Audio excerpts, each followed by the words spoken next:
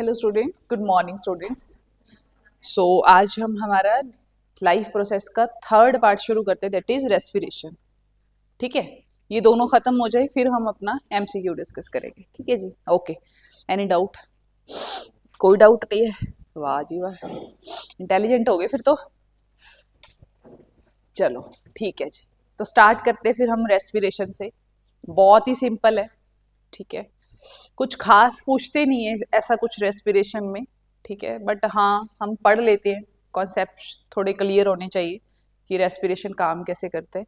दो तीन चीजें हैं बस इसमें समझने वाली, वैसे कुछ रेस्पिरेशन चैप्टर में कुछ खास है नहीं। ठीक है जी, okay. So let's discuss respiration. तो सबसे पहले रेस्पिरेशन है क्या ये समझिए आप। तो रेस्पिरेशन को हम दो पार्ट्स में डिवाइड कर सकते हैं, एक हमारी एरोबिक रेस्पिरेशन और एक एनारोबिक। एरोबिक में क्या होता है कि आप ऑक्सीजन की प्रेजेंस में अपनी एनर्जी बर्न कर रहे हो, और एक होता है आपका एनारोबिक जिसमें आप without oxygen, without using oxygen आप क्या करते हो, उसमें बर्न करते हो, एनर्जी प्रोड्यूस करते हो या फिर बर्न करते हो, जो भी है। ठीक है, तो दोनों को ही हम रेस्पिरेशन बोलते हैं यहाँ पे। ठीक है, दोनों ही हमारी लाइफ में इंपॉर्टेंट है। एनारोबिक रेस्पिरेशन भी इंपॉर्टेंट है और रेस्पिरेशन भी। ठीक है, तो डेफिनेशन के हिसाब से क्या है भाई, जब फूड को हम बर्न करते हैं in the cells with the help of oxygen to release energy. Energy को रिलीज करने के लिए आपको क्या चाहिए, यहाँ पे एनर्जी चाहिए। ठीक है, it takes place in the mitochondria of the cell. और ये होता कहाँ पे है, बर्निंग होती कहाँ पे है, हमारे माइटोकॉन्ड्रिया में, क्योंकि माइटोकॉन्ड्रिया का ही काम है क्या, एनर्जी बनाना, है ना। सेल को एटीपी की फॉर्म में जो एनर्जी प्रोवाइड करती है वो कौन प्रोवाइड करता है, हमारा माइटोकॉन्ड्रिया करता है। और माइटोकॉन्ड्रिया की कुछ कैरेक्टरिस्टिक्स बता दो मेरे को। आशु, आशु आप बताओ। हाँ हाँ, वेरी गुड।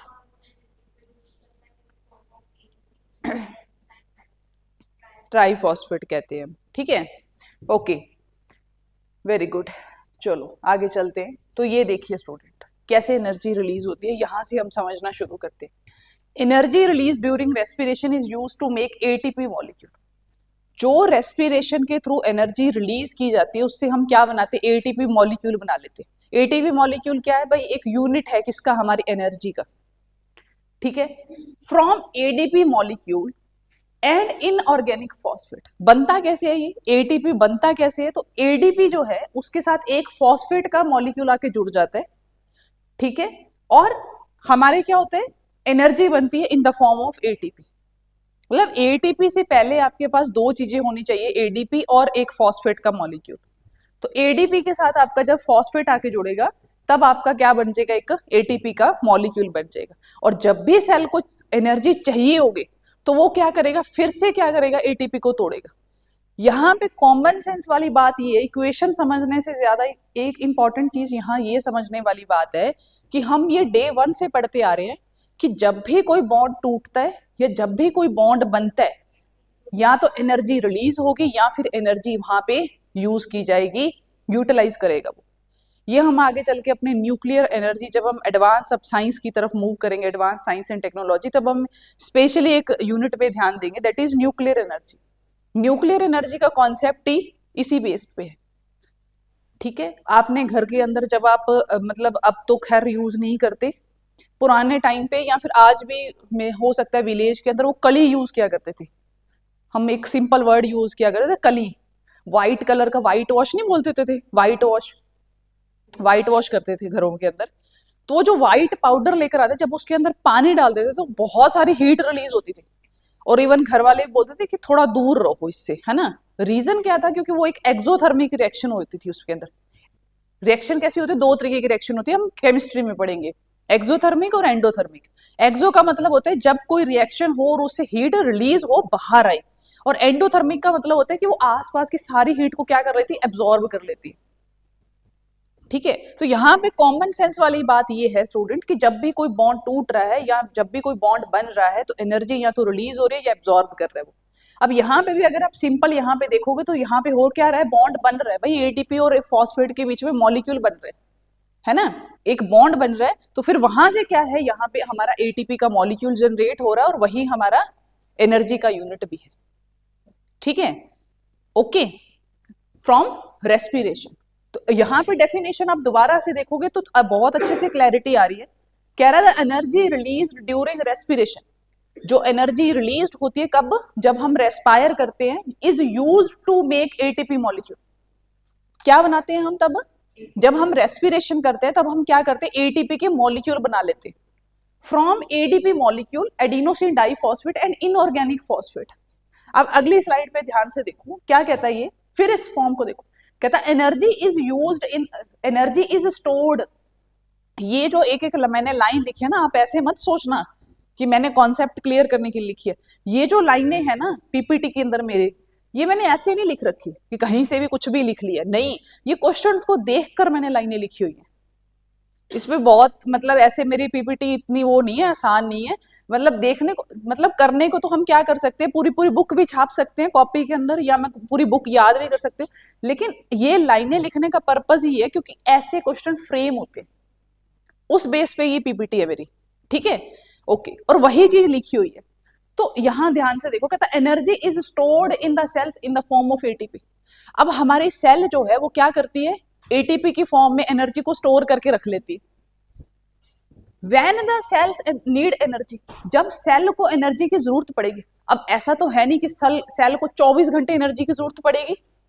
जैसे जब आप बैठे हो, अब बैठे हो आप, तो बैठे ही हो ना आप, लेकिन अगर आप उठ के रनिंग करना शुरू कर दो, तब आपकी हर एक सेल को क्या चाहिए, मसल की हर एक सेल को क्या चाहिए, एनर्जी चाहिए, क्योंकि अब वहां पे आपके मसल्स काम कर रहे हैं। तब उनको, ऐसा तो है नहीं कि वो तभी के तभी रेस्पायर करके फटाफट से क्या बनाना शुरू कर देगी, एनर्जी बनाना चाहिए। ऑब्वियसली वो कुछ स्टोर्ड फॉर्म में एनर्जी रखेगी सो दैट वो उसको यूज कर सके, जब भी उसको जरूरत है।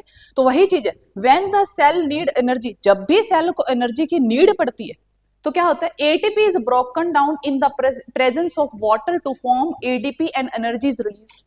अब आप देखो, जब हमने पहले वाला जो देखा, तब हमने क्या देखा कि भाई वो एनर्जी यूज कर रहा है एटीपी को बनाने के लिए, एनर्जी को यूज कर रहा है एटीपी को बनाने के लिए, मतलब कि बॉन्ड बन रहा है तो एनर्जी यूज कर रहा है वो उसको बनाने के लिए। अगले में क्या कहते हैं, कहता है जब उसको एनर्जी चाहिए तो उसी एटीपी को तोड़ के क्या करता है, ऑब्वियसली जब बॉन्ड टूटेगा तो एनर्जी रिलीज होगी, अब वो उस बॉन्ड को क्या करता है, फिर से तोड़ लेता है, क्योंकि जब भी बॉन्ड टूटेगा तो एनर्जी रिलीज होगी। भाई जब आपका दिल टूटता है तभी पेन होता है ना, रोज तो तुम्हें पेन नहीं होता, होता है रोज, नहीं होता। जब 4 गालियां पेरेंट्स से पढ़ते तब पेन होता है, रोज होता है, नहीं होता।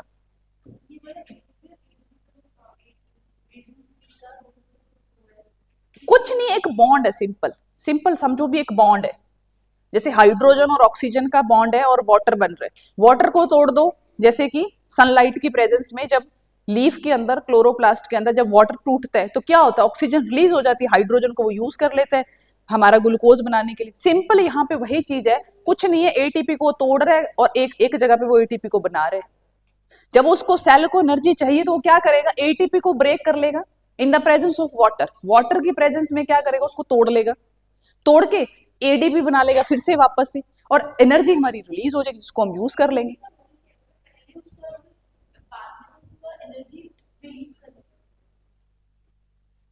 आप कंफ्यूज हो रहे हो, आप ज्यादा सोच गए, आपको ज्यादा सोचना ही नहीं है ना, आप कॉमन सेंस पे काम करो कि भाई कोई चीज है, सनलाइट आती है, डेली आती है हमारे तक, हर 24 घंटे आ रही, वो बात अलग है कि अर्थ की रोटेशन चेंज हो जाती है इसलिए हमें वो नहीं मिलती।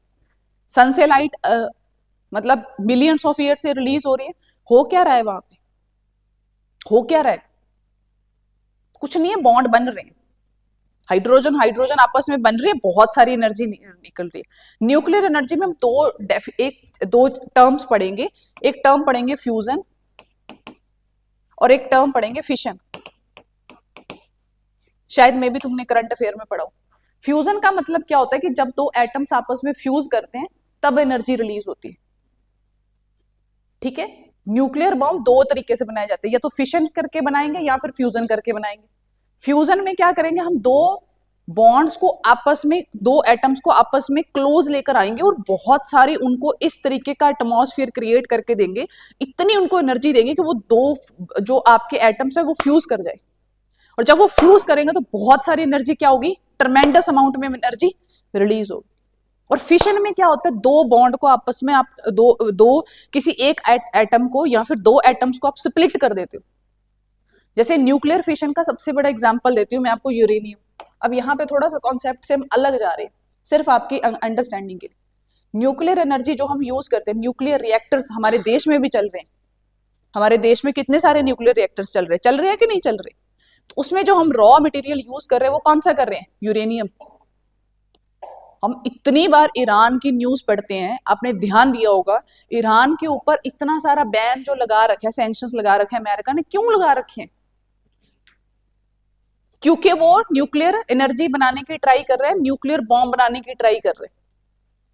और अमेरिका क्या बोलता है कि भाई इसने बहुत सारा रॉ क्या इकट्ठा कर रखा है, यूरेनियम इकट्ठा कर रखा है, बहुत सारा ड्यूटेरियम वाटर इकट्ठा कर रखा है इसने, क्योंकि दोनों ही रॉ मटेरियल है किसके लिए, आपके न्यूक्लियर एनर्जी के लिए, आपके न्यूक्लियर बॉम्ब बनाने के लिए। समझ आ रही है आपको कि मैं क्या कह रही हूँ? क्या नाम था आपका? अमन? हाँ अमन, ठीक है अमन, समझ आ रही मेरी बात? तो यूरेनियम जो है वो क्या है भाई, एक हमारी एलिमेंट है ना, एक एलिमेंट है, रेडियो एक्टिव एलिमेंट है। रेडियो एक्टिव एलिमेंट कौन से होते हैं, जो अपने आप क्या करती रहती है, एनर्जी एमिट करती रहती है ड्यू टू इट्स अनस्टेबिलिटी। ये हम केमिस्ट्री में पढ़ेंगे, पहला चैप्टर जब हम एलिमेंट पढ़ेंगे, एटम पढ़ेंगे, समझ आ जाएगा आपको। दोबारा से आप पीरियोडिक टेबल मेरे साथ रिवाइज करोगे, राइट? तो यूरेनियम जो है, तो न्यूक्लियर फिशन के अंदर क्या होता है, यूरेनियम दो चीजों में टूट जाता है, एक क्रिप्टॉन में टूट जाता है और एक बेरियम में टूट जाता है। वो एक वो क्रिप्टॉन में टूट जाता है और एक वो बेरियम में टूट जाता है। और जब वो टूटता है क्रिप्टॉन और बेरियम में, तो होता क्या है, बहुत सारी एनर्जी रिलीज होती है, ट्रमेंडस अमाउंट में एनर्जी रिलीज होती है, और उसी एनर्जी को हम यूज कर लेते हैं। कैसे यूज करते हैं? इलेक्ट्रिसिटी बनाने के लिए, पानी गर्म करने के लिए, कुछ मर्जी कर लो आप उस एनर्जी का। ये इलेक्ट्रिसिटी आपके घर में आ रही है, इसका जो आपका मन करता है वो चलाते हो, रेफ्रिजरेटर चलाते हो, एसी चलाते हो, आपके अपने घर में प्रेस चलाते हो, गीजर चलाते हो, हर चीज चला लेते हो आप इलेक्ट्रिसिटी से। यस और नो? कर क्या रहे हो? कुछ नहीं है, फॉर्म चेंज कर रहे हो आप एनर्जी के, और कुछ भी नहीं कर रहे आप, राइट? यस और नो? तो वही चीज है न्यूक्लियर रिएक्टर में। और क्या है, जो एनर्जी वहां से रिलीज हो रही है उसी को आपने कैप्चर करके अलग अलग जगह पे यूज कर लिया, ठीक है? तो यहां पे भी सेम लॉजिक है, हमारी बॉडी में भी सेम ही हो रहा है, ठीक है? जब भी आपको एनर्जी चाहिए, जब भी सेल को एनर्जी चाहिए होती है, आप एकदम से भागना शुरू करते हैं, आपके मसल सेल को एनर्जी चाहिए। अब वो क्या करेगी, एटीपी के मॉलिक्यूल को तोड़ना शुरू कर देगी, एटीपी को, क्योंकि एनर्जी का जो उसके पास यूनिट है वो एटीपी है भाई। अब उस एटीपी को जब वो तोड़ेगी तो किसमें तोड़ेगी, एडीपी और पी फॉस्फेट, एक मॉलिक्यूल को वो निकाल देगी, ठीक है? उसके पास 3 फॉस्फेट के मॉलिक्यूल है ना, एक को निकाल देगी, जैसे ही बॉन्ड टूटेगा एनर्जी रिलीज हो जाएगी। हाँ, नहीं वही चीज है ना, जब एनर्जी उसको बनानी होगी तो वो क्या करेगी, एडीपी को फॉस्फेट के साथ फिर से जोड़ लेगी और आपकी एनर्जी स्टोर हो जाएगी इन द फॉर्म ऑफ एटीपी। और जब सेल को चाहिए, स्टोर करने के लिए दोनों बॉन्ड टूट जाते हैं। मैं स्टार्टिंग से यही तो समझा रही हूँ आपको, जब से लेक्चर शुरू हुआ तब से समझा रही हूँ इन 2 स्लाइड्स पे ना, कि हम रेस्पिरेशन कर क्यों रहे हैं। क्योंकि पहले वो ऑक्सीजन की प्रेजेंस में एटीपी बना रहा है, और फिर उसके बाद वो क्या कर रहा है, वाटर की प्रेजेंस में उस बॉन्ड को तोड़ के एनर्जी रिलीज कर देते। समझ आया? ये 2 स्लाइड क्लियर है तो आई थिंक सो कि अब कोई क्वेश्चन गलत नहीं होना चाहिए आपका। अब हम देखते हैं टाइप्स ऑफ रेस्पिरेशन। ये दोनों पॉइंट लिख लिए थे ना आपने, ठीक है? लिख लिए थे, ओके ठीक है। आज मैं सारी पीडीएफ आपके साथ शेयर कर दूंगी, कल भी मेरे माइंड से स्किप हो गई थी, ठीक है? सो 2 टाइप्स की आप रेस्पिरेशन देखिए स्टूडेंट, पहली एरोबिक और दूसरी एनारोबिक। एरोबिक रेस्पिरेशन, ऑक्सीजन की प्रेजेंस में इट प्रोड्यूसेस मोर एनर्जी, क्योंकि ये बेटर तरीके से बॉन्ड को तोड़ती है, बेटर तरीके से, ठीक है? बेटर तरीके से बॉन्ड को तोड़ती है जब भी हम ऑक्सीजन यूज करते हैं। जितेश समझ आ रहा है कि नहीं आ रही मेरी बात? तो एरोबिक रेस्पिरेशन जो है वो ज्यादा एफिशिएंट है कंपेयर टू एनारोबिक रेस्पिरेशन। ऐसा क्यों है? क्योंकि मेन काम क्या है रेस्पिरेशन का, बॉन्ड को तोड़ना, ब्रेक डाउन करना है भाई, हमें यहाँ पे बर्न करनी है किसी चीज को। तो वो अगर ज्यादा एफिशिएंटली तरीके से होगा तो ऑब्वियसली आप ज्यादा एनर्जी रिलीज करोगे। तो वही चीज यहाँ पे कह रहा और कुछ भी नहीं कह रहा, कहता in the presence of oxygen it produces more energy. The end product are carbon dioxide, जिसको हम रिलीज कर देते हैं, यस और no, water and energy. 3 end product बनते हैं आपके, पहला कार्बन डाइऑक्साइड, दूसरा थोड़ा कुछ अमाउंट में वाटर, और third one is your energy. It takes place in the most organism, ज्यादातर ऑर्गेनिज्म जो है वो क्या करते हैं, एरोबिक रेस्पिरेशन ही करते हैं। ठीक है, ओके। फिशेस हैं वो भी एरोबिक रेस्पिरेशन करते हैं, कैसे? हाँ, क्योंकि वाटर के अंदर भी तो ऑक्सीजन मिक्स होती है, यस और नो। ये जो आप कॉन्सेप्ट पढ़ते हो करंट अफेयर्स के अंदर, ऑयल स्प्लिटिंग, ऑयल स्प्लिटिंग क्या होता है? Oil splitting Jitesh?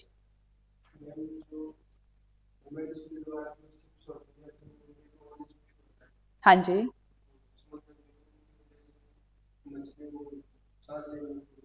हाँ जी, कैसे होती है? पीछे वाला करूं अमन? कैसे होती है ऑक्सीजन लेने में, उनको सांस लेने में? हाँ,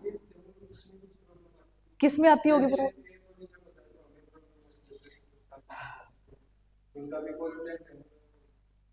वो तो ठीक है बात। हाँ हाँ हाँ, देखो यहाँ पे जितेश, ये नीचे वाटर है और यहाँ पे क्या है, हमारी मछली जल की रानी है, ये यहाँ पे है ना। अब क्या हो गया, जब इसके ऊपर ऑयल आ गया, ऑयल की लेयर आ गई, तो जो ऑक्सीजन है वो कंटिन्यू क्या करती रहती है, मिक्स होती रहती है पानी के अंदर। अब क्या होगा, जब इसके ऊपर ऑयल की लेयर आ गई, अब एक बैरियर बन गया ऑयल का। अब यहाँ पे ऊपर ऑक्सीजन है हमारे एटमॉस्फेयर में, अब ये नीचे नहीं जा पाएगी, घुलेगी नहीं, इसके नीचे जाएगी नहीं।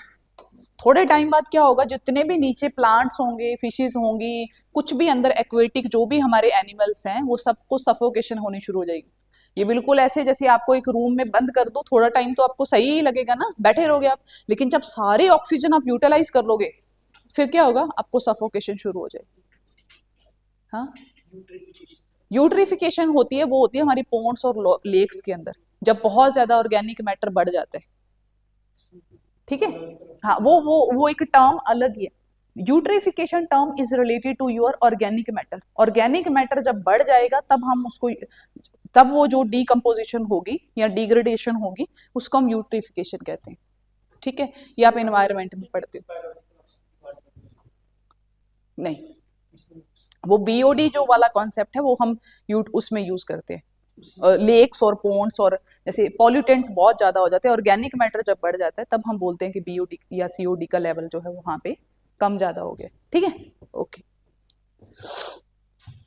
ठीक है जी, तो आगे चलते हैं स्टूडेंट्स। देखिए, देखो एरोबिक रेस्पिरेशन में होता क्या है, अब हम समझते हैं कि भाई ग्लूकोज कैसे टूटता है। अब तक मैंने सिर्फ आपको ये समझाया है कि जो हम खा रहे होते हैं, अल्टीमेट जो उससे सिंपलेस्ट फॉर्म ऑफ शुगर बनती है, दैट इज ग्लूकोज, और हमारी बॉडी ग्लूकोज ही यूज करती है।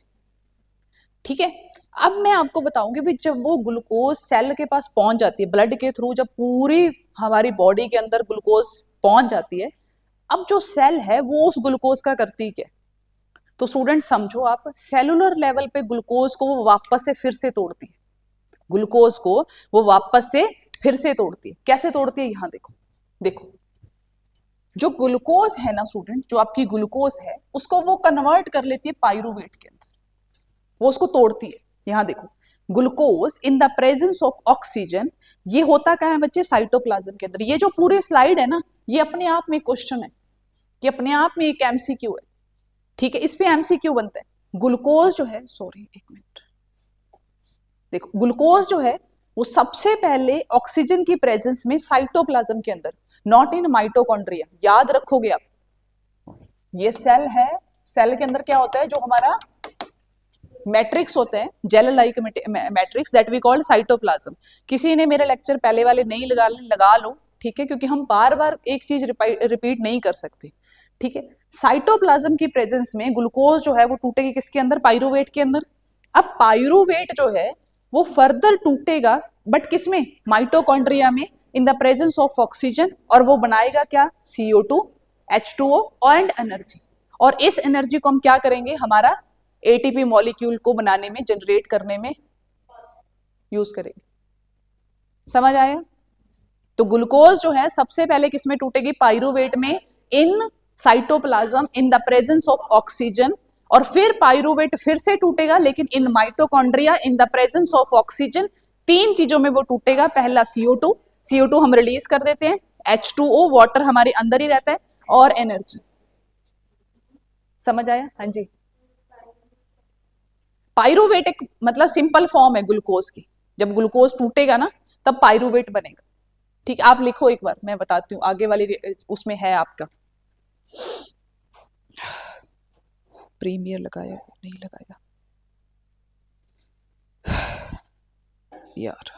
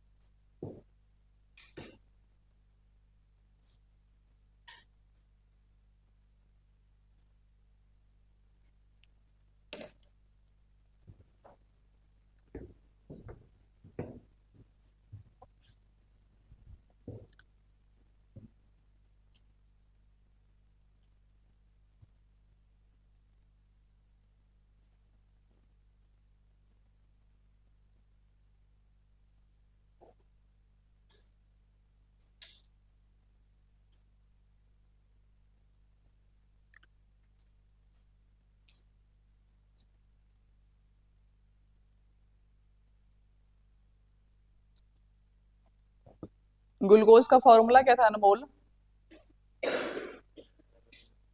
बोलना।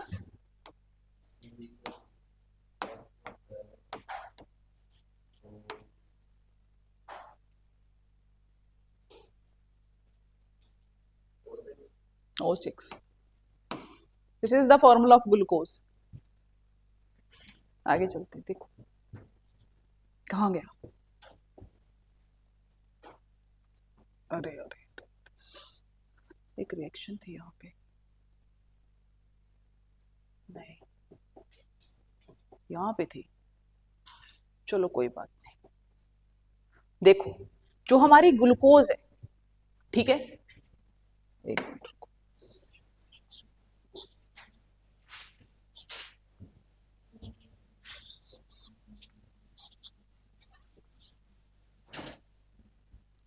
जो हमारी ग्लूकोज है वो किसमें टूट रही है? इन the presence of oxygen, pyruvate. Pyruvate का फॉर्मूला होता है C3H3O3। ये पाइरूवेट का फॉर्मूला होता है। अब अगर आप देखोगे ध्यान से,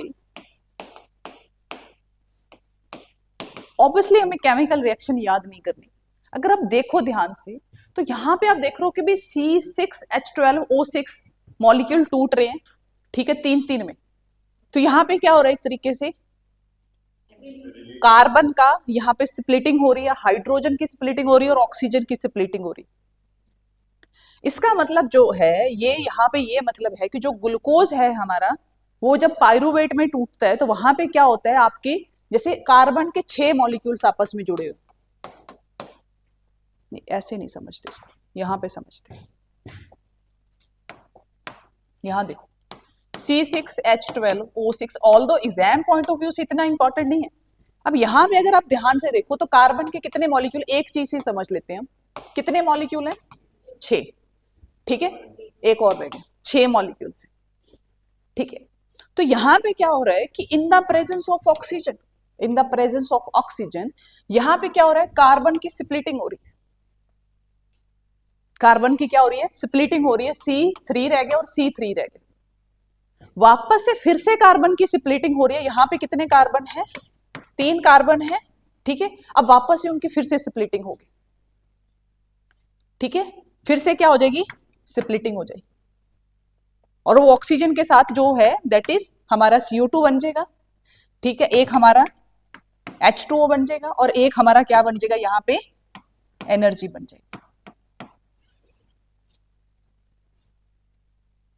ठीक है, तो इसका मतलब क्या है कि जब पहले यहाँ पे बॉन्ड टूट रहा है और फिर से बॉन्ड टूट रहा है, इसका मतलब जब ग्लूकोज पायरुवेट में टूटा 3-3 के कार्बन की फॉर्म में, यहाँ H12 और O6 वो भी सेम ही होगा, वैसे ही आपके हाइड्रोजन के मॉलिक्यूल्स भी टूटेंगे और ऑक्सीजन के भी टूटेंगे।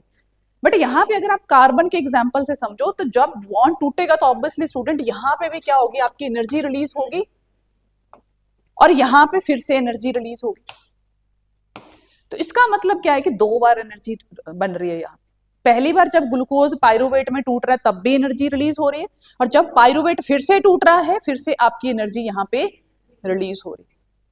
तो अगर आप ध्यान से देखो तो यहाँ पे देखोगे कि ऑक्सीजन की प्रेजेंस में बेटर तरीके से बॉन्ड टूट रहे, बेटर तरीके से यहाँ पे देखो स्प्लिटिंग हो रही है। आगे देखोगे तो फिर आप देखना कि वहां पे इतनी अच्छे से स्प्लिटिंग नहीं हो रही है, यहाँ पे फिर से स्प्लिटिंग हो रही है।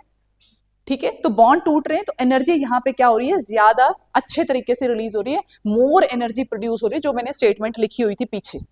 ठीक है, पीछे वाली स्टेटमेंट देखो,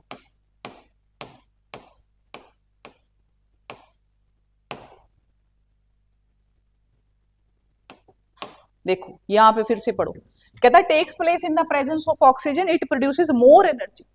एंड प्रोडक्ट क्या है, carbon dioxide, water, energy, and यही हमारे सारे ऑर्गेनिजम्स में हो रही है। समझ आ रही है कि नहीं आ रही आपको मेरी बात? ठीक है, तो यहाँ पे हो क्या रहा है, कार्बन के आपकी जो चेन है उसमें ब्रेक डाउन हो रही है। ठीक है, फिर से ब्रेक डाउन हो रही है, 2 बार आपकी ब्रेक डाउन हो रही है। लास्ट में आपका एंड प्रोडक्ट CO2 बन रहा है, H2O बन रहा है, एनर्जी बन रही है। एक चीज यहाँ पे मैं और भी समझाऊंगी आपको, फ्री रेडिकल्स, वो हम पढ़ेंगे आपकी एडवांस साइंस के अंदर। ठीक है, वो वहां पे पढ़ेंगे कि फ्री रेडिकल्स की वजह से जो कैंसर बनते हैं वो क्या चीज है। बट यहीं से बेसिक कॉन्सेप्ट यहीं से डिराइव होता है आपका, बस ध्यान रखना इस चीज पे, वो तो 1 मिनट में समझ आ जाएगा तब। ठीक है, ओके ठीक। अब हम पढ़ते हैं एनारोबिक रेस्पिरेशन। एनारोबिक मतलब कि विदाउट ऑक्सीजन। अब जब एब्सेंस ऑफ ऑक्सीजन होगा तब क्या होगा, लेस एनर्जी प्रोड्यूस होगी। इसके पीछे का रीजन क्या है कि भाई लेस एनर्जी क्यों प्रोड्यूस होगी, क्योंकि स्टूडेंट बॉन्ड अच्छे से टूट नहीं पाता है ना। जैसे ग्लूकोज का मॉलिक्यूल है, ठीक है, वो 3-3 कार्बन में टूटता है यहाँ पे, लेकिन यहाँ पे क्या होता है, जब वो वापस से टूटता है, जब वो वापस से मतलब कि फिर से वो टूटेगा, तब 2 कार्बन आपस में जुड़े ही रह जाते हैं, इसलिए यहाँ पे एनर्जी जो है वो कम रिलीज होती है। ठीक है, ओके, इट टेक्स प्लेस। अच्छा, लास्ट में निकलता क्या, एंड प्रोडक्ट कौन कौन से, एक तो हमारा लैक्टिक एसिड, इसमें क्या बनता है हमारा लैक्टिक एसिड बनता है, या फिर बनेगा इथेनॉल, बनता है ना इथेनॉल, बनता है इथेनॉल, बनता है इथेनॉल, मीथेनॉल जिसको हम कहते हैं, ये क्या है, एक अल्कोहल के डेरिवेटिव्स है ना, राइट। और अल्कोहल के डेरिवेटिव मतलब कि कार्बन बेस्ड प्रोडक्ट। ठीक है, इसका मतलब कार्बन बेस्ड प्रोडक्ट है तो इसका मतलब कार्बन अच्छे से टूटा नहीं, तभी कोई कार्बन बेस्ड प्रोडक्ट बन रहा है हमारा। क्लियर है? ठीक है, और carbon dioxide and energy, carbon dioxide energy student यहाँ पे भी रिलीज होती है। इसका बेस्ट एग्जांपल है जब आप डॉ को यीस्ट, जब डॉ के अंदर आप यीस्ट डालते हो और फिर उसको आप कवर करके रख देते हो अच्छे से, आप देखते हो थोड़े टाइम बाद डॉ जो है वो फूल जाते हैं, फूल जाता है ना, ब्रेड आपकी कितनी फूली फूली होती है, रीजन क्या है उसके पीछे का? हाँ हाँ, केमिकल तो रिलीज होता ही होता है। दूसरा क्या बात है, वो फ्लफीनेस कैसे आ जाती है उस डॉ के अंदर, उस डॉ के अंदर जो वो फ्लफीनेस आती है, स्पॉन्ज, आपको स्पॉन्ज की तरह वो फील होता है। क्यों ऐसा, क्यों, क्या चीज हो गई उसके अंदर वो इतना फ्लफी हो गया? हाँ, वेरी गुड वेरी गुड, यहाँ पे समझो आप उस चीज को ना, जितेश ने बहुत सही बताया। देखो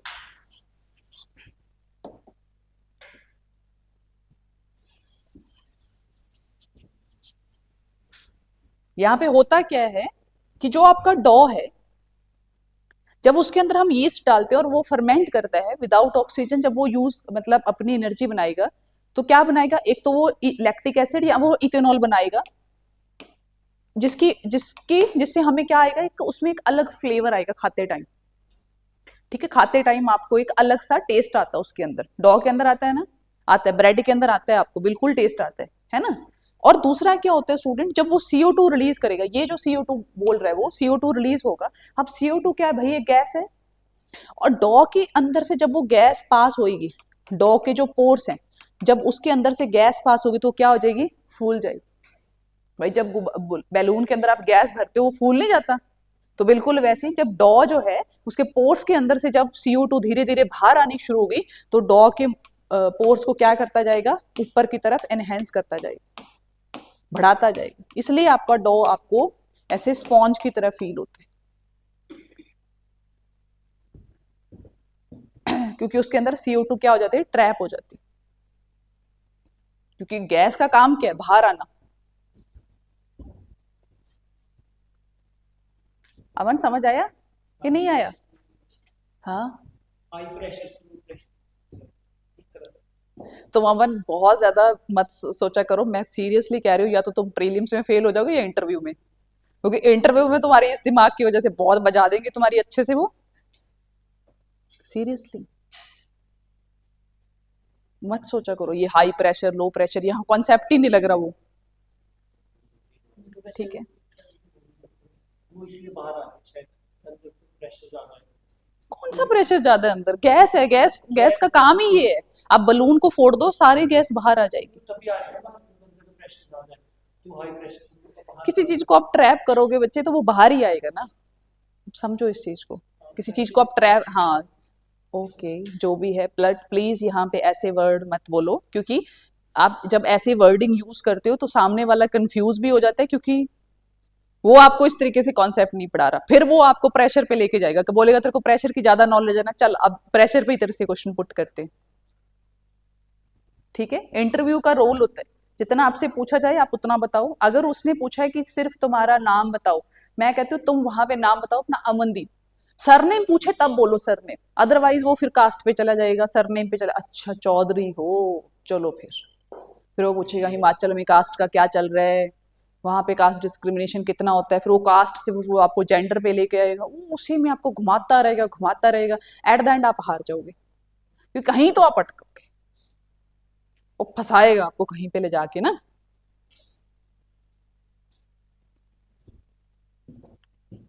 और उनका तो काम ही ये होता है। मैंने बहुत स्टूडेंट देखे अपने, बहुत ब्रिलियंट स्टूडेंट देखे हैं मैंने, उनको इतना पता है, इतना ज्यादा पता है, बहुत इंटेलिजेंट है क्लास के अंदर वो, मतलब कभी कभी तो मुझे लगता था कि मतलब मेरे को कम आता है, मतलब टीचर्स को वो ऐसा फील करवाते कि आपको कम आता है हमें ज्यादा आता है, बट मैंने देखा कि वो एक छोटे से छोटे एग्जाम में भी उनका वो पास नहीं हो पाते, उसके पीछे का रीजन ही ये होता है कि वो बैठ के बड़ा दिमाग लगा लेते हैं उसमें। MCQ बिल्कुल सिंपल पूछा होता है, वो अपने ही लगा लगू के उसमें कुछ कर के उसमें वो मेस क्रिएट कर देते हैं पूरे एग्जाम के, फिर वो डीमोटिवेट भी बहुत हो जाते हैं, क्योंकि भाई जो बंदा पढ़ नहीं रहा था उसका क्लियर हो गया, अब उसकी जॉब लग गई, अब उसको और ज्यादा हो गई है कि यार कमाल होगी, ये तो पढ़ता भी नहीं था, है ना, ये तो पढ़ती, जैसे मेरी दो फ्रेंड्स, मेरी स्टूडेंट्स थी, दोनों आपस में बेस्ट फ्रेंड्स थी, बहुत प्यार था उनमें, दोनों जनी सिंपल इसका एग्जाम देने गई, GD का एग्जाम नहीं होता, CGL, SSC GDL का CG, हाँ हाँ, GD का एग्जाम दिया उन्होंने, है ना, एक जो है वो बहुत इंटेलिजेंट थी, दूसरी थोड़ी सी एवरेज ही है, मतलब ज्यादा दिमाग लगा नहीं रही है, पढ़ने में वो भी ठीक है, मेहनती दोनों है, लेकिन एक बहुत सुपर इंटेलिजेंट है, दोनों पेपर देने गई, उसका क्लियर हो गया, हाँ, वो जो सुपर इंटेलिजेंट थी उसका रह गया ना पेपर, अच्छा उसकी जॉब लग गई भाई, वो तो फिजिकल भी क्लियर करके सब कुछ करके वो जॉब लग गई, चलेगी वो अपना जॉब पे, अब उसको पूरी हो रखी है, उसको भी अगली बार GD आया मैंने फोड़ ही देना है, अब अगली बार GD आया तो वो क्या हुआ, दोबारा से फिर से फेल हो गई, अब उसको क्या लग रहा है कि UPSC मेरे बस की नहीं है, कि अगर मैं GD का एग्जाम पास नहीं कर पाई तो UPSC कहाँ से कर लूंगी मैं, इस टाइम पे वो पूरी डीमोटिवेट है, मुझे मैसेजेस करती है दिन रात जब उसका मन करता है, ठीक है, थोड़ा मैं उसको मतलब करती हूँ कि नहीं प्लीज आप पढ़ो पढ़ो पढ़ो, है ना, लेकिन उसको है थोड़ा ना इस चीज पे कि यार मेरी फ्रेंड की जॉब लगी, और सबसे बड़ी बात जब उसने सेकंड टाइम GD का पेपर दिया तो उसके साथ के जितने बंदे थे सारे सिलेक्ट हो गए, सबने मतलब रिटर्न एग्जाम सबने क्लियर कर दिया एक्सेप्ट दो दैट गर्ल, और अब उसको और ज्यादा दुख लग रहा है कि यार कमाल होगी, मतलब मेरी क्लास में सबसे नील बच्चा भी जीडी का एग्जाम क्लियर कर गया और मेरे 1 नंबर से रह गया, कैसे रह गया? रीजन यही है कि वो पेपर में बैठ के बहुत ज्यादा दिमाग लगा लेती है, ठीक है। इतना चाहिए नहीं होता, इतना चाहिए नहीं होता, है ना। हाई प्रेशर लो प्रेशर सारे कंसंट्रेशन उसने वहीं लगा दिए और उसका पेपर रह गया, ठीक है। और ये बहुत बच्चों के साथ प्रॉब्लम है। एक टाइम पे मैंने भी ये प्रॉब्लम फेस की हुई है, लेकिन मैंने बहुत जल्दी से कॉप अप कर लिया। मुझे पता लग गया कि भाई लिमिटेड पढ़ो। मुझे एक फॉर्मूला पता लगा, दैट इज कि लिमिटेड पढ़ो, बट उसको बहुत अच्छे से पढ़ो, रिवाइज करो टाइम टू टाइम, और जो फैक्ट्स हैं उनको कभी मत भूलो, ज्यादा से ज्यादा फैक्ट्स लर्न करो। क्योंकि कई बार आपको फैक्चुअल, अगर वो 4 स्टेटमेंट दे रहा है ना पेपर के अंदर, वो एक स्टेटमेंट फैक्चुअल जरूर रखेगा, ठीक है। ये मैंने यूपीएससी में भी देख लिया, ये मैंने हर जगह देख ली। भाई जो चीज फैक्ट उसने लिख दी उसका आप कुछ नहीं कर सकते। जो लॉजिकल क्वेश्चंस होते हैं मानना उसको सॉल्व करना है, लेकिन वो सारे क्वेश्चन तो लॉजिकल नहीं पूछने वाला है। कहीं तो वो आर्टिकल, कहीं पे कोई नंबर डेटा जरूर पूछेगा वो आपसे, आपको पता ही होना चाहिए, ठीक है। ओके चलो आते हैं वापस से। तो एनारोबिक रेस्पिरेशन में क्या बन रहा है? या तो लैक्टिक एसिड बनेगा, इथेनॉल बनेगा, कार्बन डाइऑक्साइड बनेगा, एनर्जी बनेगी, और ये हमारी मसल्स में या फिर जब हम फर्मेंटेशन करवाते हैं, जैसे कि मैंने यहाँ लिख रखा है यीस्ट, उसमें ये होता है। नेक्स्ट स्लाइड देखते हैं स्टूडेंट, यहाँ पे देखिए आप, anaerobic respiration in muscle cells, this is very important student human being के अंदर। और यहीं से एक पीवाईक्यू भी आया था, बहुत ही इंटरेस्टिंग, ठीक है, वो भी हम देखेंगे।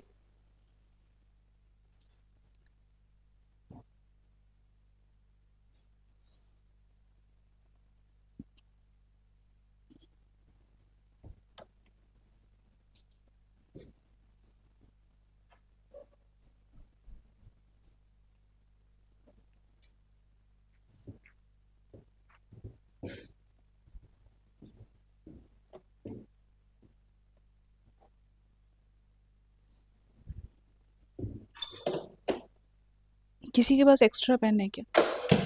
देना मेरे को, थैंक यू।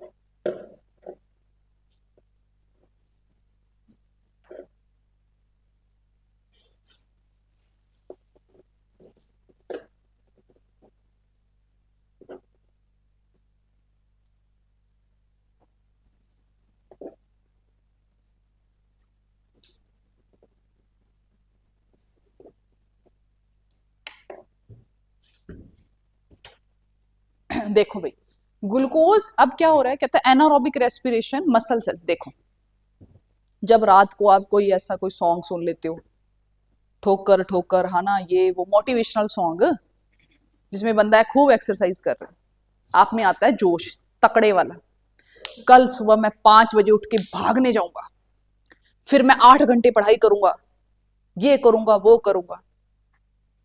एक दिन उठ जाते हो, फिर आप जाते हो भागने जबरदस्त तरीके से, या फिर करते हो जिम ज्वाइन, करते हो ना, करते हैं लड़के तो बहुत ज्यादा।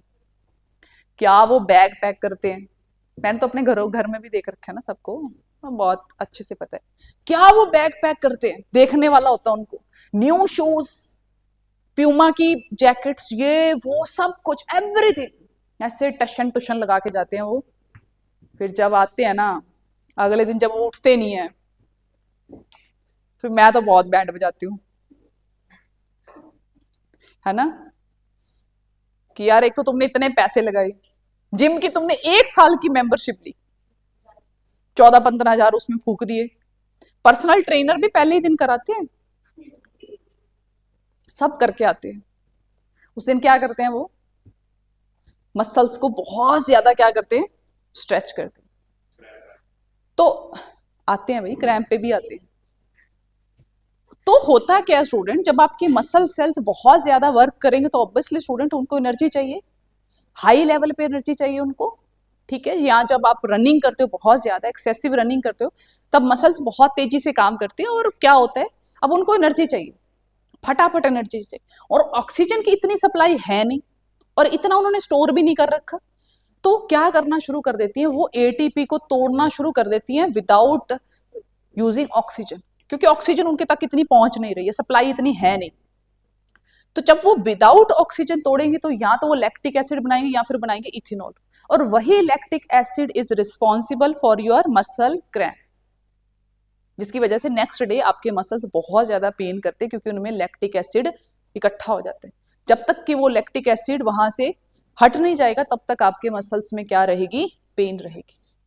अब समझ आया आपको? सो होता क्या है उसमें स्टूडेंट, ग्लूकोज जो है वो ऑक्सीजन की प्रेजेंस में पाइरूवेट में टूटेगा, डेफिनेटली टूटेगा, लेकिन उसके बाद अब उसके पास ऑक्सीजन बची नहीं है नहीं, तो वही पाइरूवेट जो है मसल सेल्स के अंदर लैक्टिक एसिड और एनर्जी में टूट जाएगा। लैक्टिक एसिड का जो फॉर्मूला होता है दैट इज C3H6O, ये उसका फॉर्मूला होता है, O3।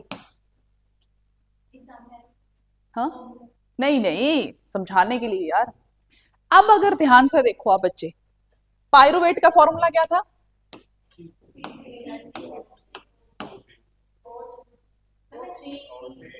O3 है यार। अब ये उसमें क्या करेगा, in the absence of oxygen ये किसमें टूट रहा है, C3H6O3,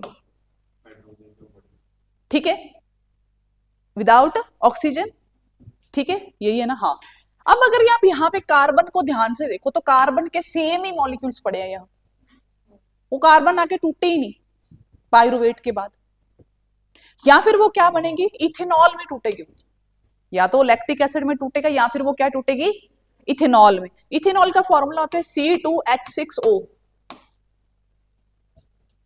अब यहां पे क्या है आपका, कार्बन जो है, कार्बन के 3 मॉलिक्यूल्स थे, 3 मॉलिक्यूल्स थे, ठीक है, 3 होता है ना, 6 ग्लूकोज के होते हैं, पाइरूवेट में वो 3 रह जाते हैं। अब यहाँ पे एक मॉलिक्यूल टूट जाता है कार्बन का, तो थोड़ी सी एनर्जी रिलीज हो जाती है, यहाँ पे एनर्जी कुछ रिलीज हुई, ठीक है, यहाँ पे कुछ एनर्जी आपकी रिलीज हुई, लेकिन यहाँ पे क्या हुआ स्टूडेंट, आपका बॉन्ड टूटा ही नहीं, कार्बन के उतने ही एज इट इज बॉन्ड पड़े रहे, ठीक है। तो यहाँ पे क्या है स्टूडेंट, यहाँ पे चीज समझने वाली ये है कि आपका जो कार्बन है या फिर जो बाकी मॉलिक्यूल्स के बॉन्ड है वो यहाँ पे बहुत ही कम टूटते हैं या वो टूटते ही नहीं है, जिसकी वजह से आपका बहुत ही कम एनर्जी रिलीज होती है और एक लैक्टिक एसिड इकट्ठा हो जाता है आपकी मसल्स के अंदर। सेम चीज जब हम यीस्ट की प्रेजेंस में विदाउट ऑक्सीजन जब हम फर्मेंटेशन करते हैं तब भी क्या होगा, आपका इथेनॉल रिलीज होगा और इथेनॉल के अंदर कार्बन का सिर्फ, कार्बन के 2 मॉलिक्यूल्स टूटते ही नहीं है, मतलब कि एक आप ऐसे कह सकते हो कि इनएफिशिएंट वे में एनर्जी रिलीज हुई, बहुत ही कम अमाउंट में एनर्जी रिलीज हुई, ठीक है, ओके। और आपके 2 बाई प्रोडक्ट्स बन गए, एक तो आपका या तो लैक्टिक एसिड बन गया या फिर आपका इथेनॉल बन गया, साथ में कार्बन डाइऑक्साइड बनेगी, साथ में थोड़ी सी आपकी एनर्जी रिलीज होगी। हाँ,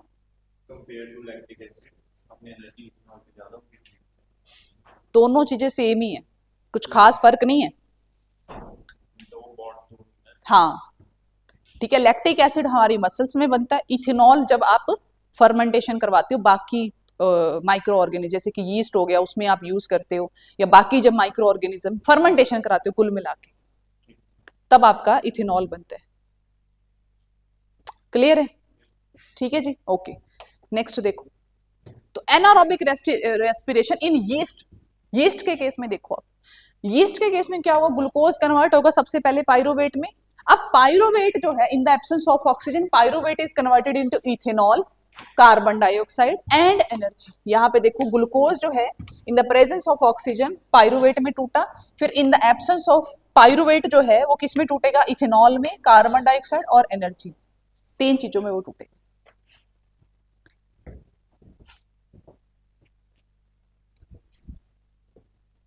ठीक है, 4-5 मेन फैक्ट है। पहला, ग्लूकोज जब पाइरूवेट में कन्वर्ट होता है तो भाई वो साइटोप्लाज्म के अंदर होता है, पाइरूवेट जब आगे टूटेगा तो वो माइटोकॉन्ड्रिया के अंदर वो चीज होएगी, यहां मैंने साफ साफ लिख रखे, तब वो माइटोकॉन्ड्रिया में होगा। भाई ईस्ट के अंदर कौन सा माइटोकॉन्ड्रिया नहीं होता, माइटोकॉन्ड्रिया तो सब में है ना, बस फिर या लिख लेना चाहिए आपको, या मैंने मेंशन नहीं कर रखा, ऊपर मेंशन कर दिया ना मैंने, माइटोकॉन्ड्रिया।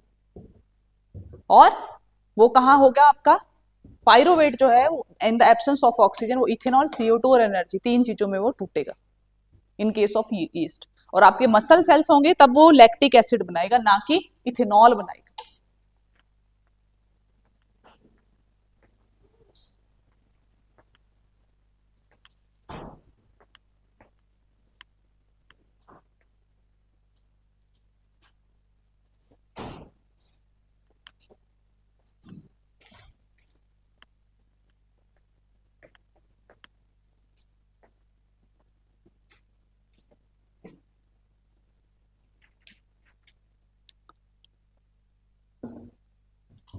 क्लियर है?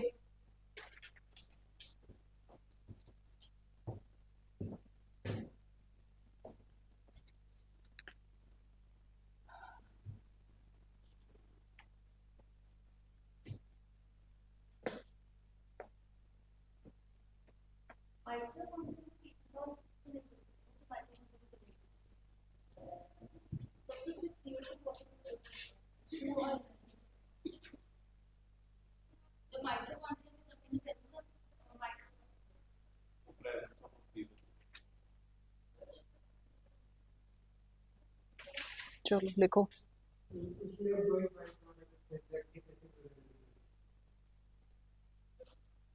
इसमें इथेनॉल, CO2 नहीं, CO2 तो तब भी रिलीज होती है भाई, CO2 तो रिलीज होगी ना, कॉमन सेंस वाली बात है यार। या लिख लो CO2, लिख लो।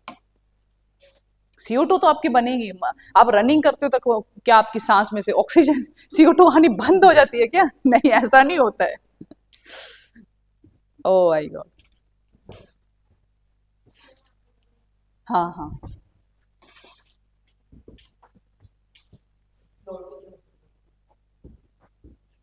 इथेनॉल का फॉर्मूला होता है हाँ C2H6O, 2H6O।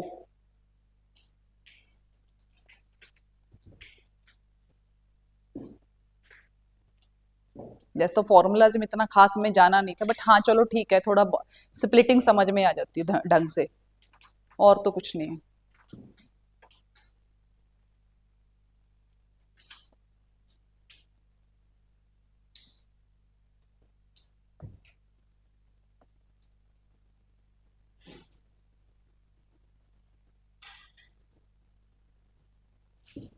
चलें फिर आगे। ओके जी, okay, so let's move further. तो ये पूरा फॉर्मूला है हमारा। जब ग्लूकोज हमारी पायरुवेट में टूटती है, उस प्रोसेस को हम वैसे एक टर्म भी देते हैं, दैट वी कॉल्ड ग्लाइकोलाइसिस। ठीक है, तो तीन हमारी मेन हमने पढ़ी। पहला, माइटोकॉन्ड्रिया के अंदर प्रेजेंस ऑफ ऑक्सीजन में वो किसमें टूटेगा? CO2, H2O and energy. फिर हमारी मसल सेल में अगर एब्सेंस ऑफ ऑक्सीजन, जब हम मसल सेल्स बहुत ज्यादा यूज करते हैं, जब हम रनिंग करते हैं, उस वो जो मेन केस है, जब हम मसल्स का बहुत ज्यादा यूज करते हैं, तब हमारी मसल्स में लैक्टिक एसिड बन जाता है, जिसकी वजह से हमें क्रैम्प्स आते हैं। आपके मसल्स में बहुत ज्यादा कॉन्ट्रैक्शन होने की वजह से, रिलैक्सेशन होने की वजह, और एनर्जी रिलीज होती है। दूसरी क्या चीज है? यीस्ट के केस में जब हम फर्मेंटेशन करवाते हैं, तब एब्सेंस ऑफ ऑक्सीजन में क्या बनता है हमारा? इथेनॉल, ठीक है, CO2 एंड एनर्जी। ठीक है, एनर्जी।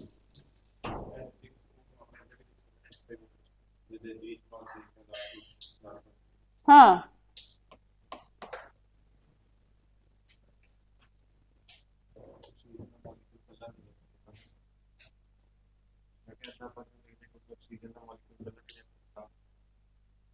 वो तो फ्री रेडिकल बन जाएगा ना, फ्री रेडिकल्स भी बनते हैं, वो हम समझेंगे जब हम आएंगे अपने कैंसर वाला चैप्टर पढ़ेंगे, तब समझेंगे हम फ्री रेडिकल्स कैसे बनते हैं। हाँ, समझने के लिए मैंने बनाया। सेम ही चीज है, सेम ही चीज है जो आपने पहले लिखी है, सिर्फ समझाने के लिए। नेक्स्ट स्लाइड पे चलते हैं स्टूडेंट्स।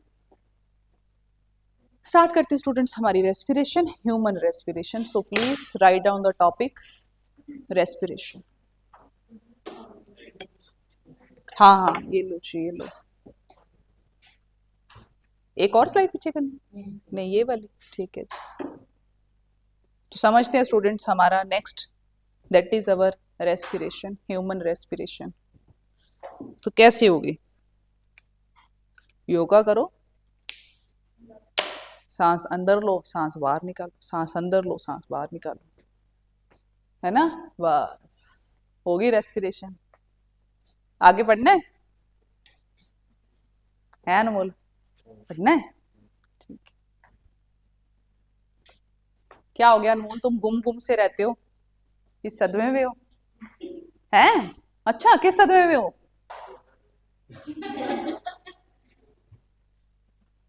तो पेपर तो आ गया ना, एकदम ਨੂੰ ਕਿੱਥੋਂ ਆ ਗਿਆ यार एकदम। पता है ਬੱਚਿਆਂ ਨੇ ਸਾਨੂੰ ਕਿੰਨਾ ਜ਼ਿਆਦਾ ਪਰੇਸ਼ਾਨ ਕਰ ਰੱਖਿਆ ਸੀ, 4 ਸਾਲ ਤੋਂ पेपर नहीं आया, 4 साल तो पेपर नहीं आया, हाय पेपर नहीं आया। अगर किसी बच्चे को एवरीडे साइंस का सी भी नहीं पता होता था ना, वो भी आके मेरे को बोल देता था कि मैम नोटिफिकेशन नहीं आई। How dare you, how dare you, आपकी हिम्मत कैसे हुई मुझे पढ़ाने की? नोटिफिकेशन आएगी तब पढ़ूंगा मैं या पढ़ूंगी मैं। सच में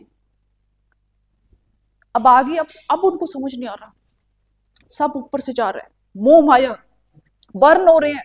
आधी रात को विनय सर को मैसेज कर रहे हैं, सर सिलेबस बहुत ज्यादा है, हम नहीं पढ़ सकेंगे, हमारी सिलेक्शन नहीं होगी।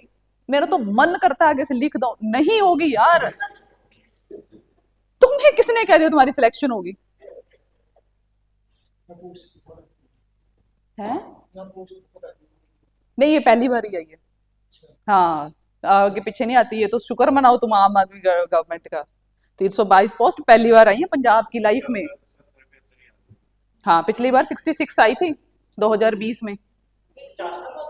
तो और क्या, तभी तो मतलब मैं उनको बोल रही हूँ कि अब तुम्हें सदमे में लगा है, पहले सदमा कहाँ था तुम्हारा?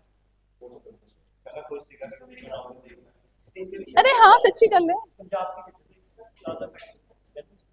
कैसे सिर्फ पंजाबी सर्टिफिकेट बनवा सकते हो, ऐसी बात नहीं पंजाबी का। हाँ नहीं, ऐसी बात नहीं, हरियाणा के लोग बहुत सिलेक्शन लेते हैं पंजाब में। पंजाबी तो होनी चाहिए, जैसे मैं हरियाणा से हूँ, सिरसा से हूँ, बट मेरे पास पंजाबी है, ग्रेजुएशन में भी है और 10th तक भी है। 10th तक स्कूल में थी पंजाबी मेरे को तो 4th क्लास से पंजाबी लगी हुई थी। हाँ जी, और मतलब ग्रेजुएशन में मेरे पास इसलिए थी क्योंकि यहाँ पंजाब यूनिवर्सिटी में कंपलसरी है फर्स्ट ईयर में आपके पास पंजाबी होना, चाहे आप साइंस फील्ड में क्यों नहीं हो।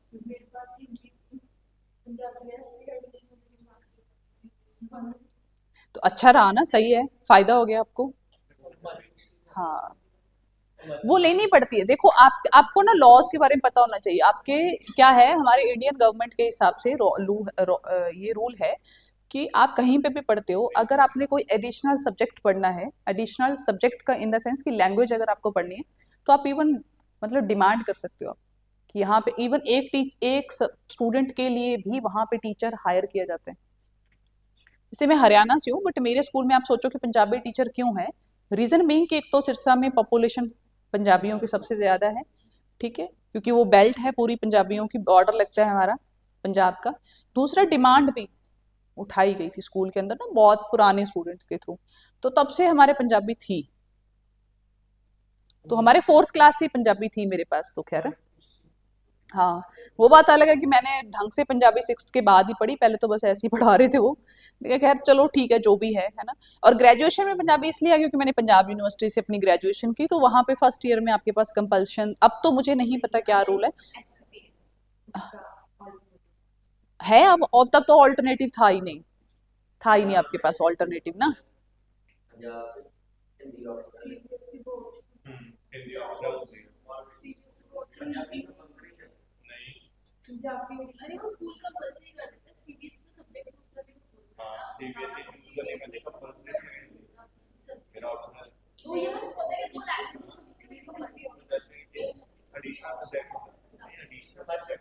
चलो बस ठीक है, ओके। हाँ, हिमाचल में संस्कृत होती है, बहुत सारे बच्चों ने संस्कृत पढ़ी हुई है, ये सभी बोलते हैं। चलो कोई बात नहीं, ओके, बंद करो डिस्कशन तुम अपनी। चलो, क्या फर्क पड़ने वाला है ना। सिलेक्शन होगी तो हिमाचल में भी हो जाएगी, नहीं तो पंजाब में कौन सा होगी? अनमोल से पूछो तुम, इनसे पूछ लो, ये तो पंजाब के पंजाबी लेके बैठे, इनसे पूछ लो तुम्हारी हो रही है सिलेक्शन। तुम्हारे पास तो फिर भी एक रीजन है वैलिड कि यार मेरे पास मतलब पंजाबी नहीं है, ये नहीं है, वो नहीं है, एक्सक्यूज तो है कम से कम। इनके पास एक्सक्यूज भी नहीं है। ये तो जब फेल होंगे तब तो यही बोलेंगे ना कि अरे मैम ये नहीं हुआ, वो नहीं हुआ, ऐसा नहीं हुआ, वैसे नहीं हुआ, है ना, ये था वो था, है ना। तब तो मैंने तो कुछ सुनना नहीं, मैंने तो कहना 4 साल हो गए, पढ़ना है पढ़ो, नहीं पढ़ना तुम्हारी मर्जी। तुम्हारी पोस्ट भी अब हिमाचल की तो खैर बहुत कम आती है, बहुत ही कम आती है। चलो कोई बात नहीं। दिल खोला तो फिर हमारा दिल नहीं खुला क्या, हमारा दिमाग नहीं खुला। नहीं आएगी, मैं तो कह रही हूँ 101% नहीं आ रही अगले 4 साल। चलो अभी ह्यूमन रेस्पिरेशन शुरू करते हैं, आ जाओ भाई। तो मेन ऑर्गन्स देखो प्लीज, साइलेंट साइलेंट साइलेंट। अभी भी कुछ नहीं बिगड़ा है, पढ़ोगे तो सिलेक्शन हो जाएगी। बैठ के सोचते रहोगे फिर तो बिल्कुल नहीं होगी। बेटर है पढ़ लो, चांसेस बना लो अपने सिलेक्शन के ना। चांसेस बनाने से ही बनते, ऐसे नहीं हाथ पे हाथ धर के नहीं बनते, बनाने से बनते। अब आप दिन रात एक कर दो तब भी बन जाएगी आपकी सिलेक्शन, तो हो ही जाएगी। इतना कुछ खास नहीं है। ऐसे बुराई का पहाड़ मत बनाओ उस चीज को ना, तोड़ने की ट्राई करो उस पहाड़ को। ठीक है, देखो द मेन ऑर्गन्स कौन कौन से, प्लीज। रेस्पिरेटरी सिस्टम में नॉस्ट्रिल्स, हमारी 2 नॉस्ट्रिल्स हैं जहां से हम ब्रीथ करते हैं। नेजल कैविटी जो हमारी नोज की कैविटी है, फेरिक्स यहाँ पे ऊपर प्रेजेंट, लेरिक्स जहां से हमारी साउंड बॉक्स होता है वहां पे, ट्रैकिया जो हमारी विंड पाइप है, ठीक है, ये हमारा ट्रैकिया होता है जिसके ऊपर कुछ इस तरीके का स्ट्रक्चर प्रेजेंस होता है मसल्स का। ब्रोंकाई, ठीक है, जो आगे चल के फर्दर ब्रेक डाउन होते हैं। ये देखो 2 ब्रोंकाई, एक इधर निकलता है एक इधर। ब्रोंक्यूल्स, जो ब्रोंकाई है फिर से टूट जाता है आगे ब्रांचेस के अंदर। ठीक है, लंग्स, ये हमारे 2 लंग्स हैं जी, ठीक है, ये हमारे 2 लंग्स हैं। और डायफ्राम, डायफ्राम ये इसके नीचे एक कुछ इस तरीके का स्ट्रक्चर प्रेजेंस होता है। ये मेनली क्या करता है, हमारे लंग्स को एक्स्ट्रा स्पेस देता है। जब हम ऐसे ब्रीथ करते हैं, इनहेल करते हैं, तो होता क्या है, आपके लंग्स जो होते हैं वो क्या हो जाते हैं, नीचे की तरफ एक्सपैंड कर जाते हैं थोड़ा सा। ठीक है, तो डायफ्राम जो है वो नीचे फ्लैट हो जाते हैं, और जैसे ही हम एक्सेल करते हैं डायफ्राम वापस से अपनी उसी पोजीशन पे आ जाते हैं। ठीक है, इसके ऊपर 2 लंग्स हैं, एक लेफ्ट साइड और एक राइट साइड। क्लियर है जी? ठीक है, तो मेन ऑर्गन्स लिखिए आप यहाँ पे।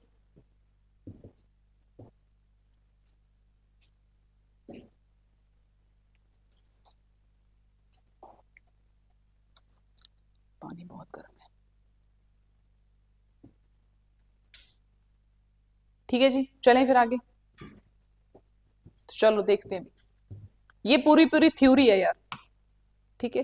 नहीं, पहले इस डायग्राम पे आ जाओ तुम लोग ना थोड़ा सा।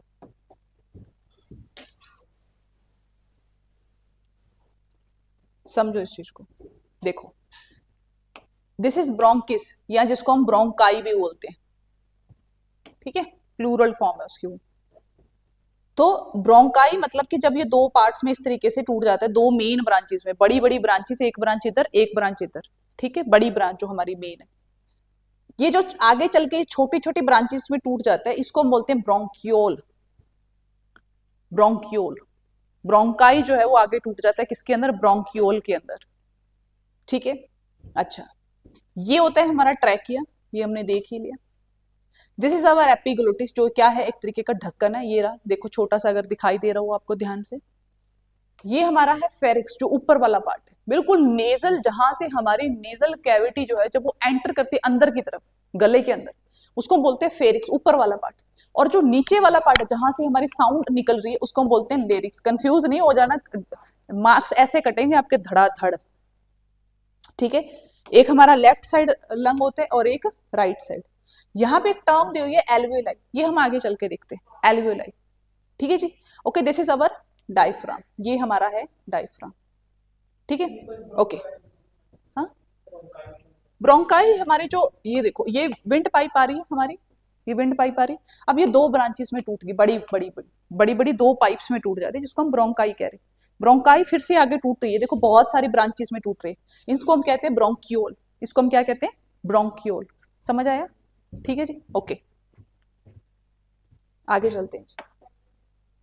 बनाना है आगे, फिर से आएगा एक डायग्राम, उसको बना लो या तो ध्यान से बनाना है तो। ये देखो, यहाँ पे देखो ब्रोंकस लिखा हो, वो ब्रोंकाई का वही वर्ड है जो पीछे हम पढ़ के आए ना, उसी को हम ब्रोंकस भी कह सकते हैं, प्लूरल फॉर्म होती है उसकी।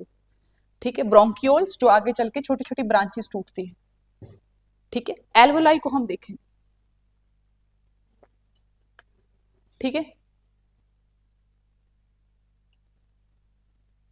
डन है जी, आगे चलें, पीछे आ रहे, यहां पे पढ़ो, थ्योरी आई, पढ़ना स्टार्ट करो। सबसे पहले एयर जो है वो हमारी एंटर करेगी कहाँ पे, नॉस्ट्रिल्स के अंदर, और जो हमारी नोजल कैविटी होती है उसमें प्रेजेंस होता है बहुत सारा म्यूकस, जो डस्ट और अदर जो आपके माइक्रो ऑर्गेनिजम्स हैं उनको वो करता है ट्रैप।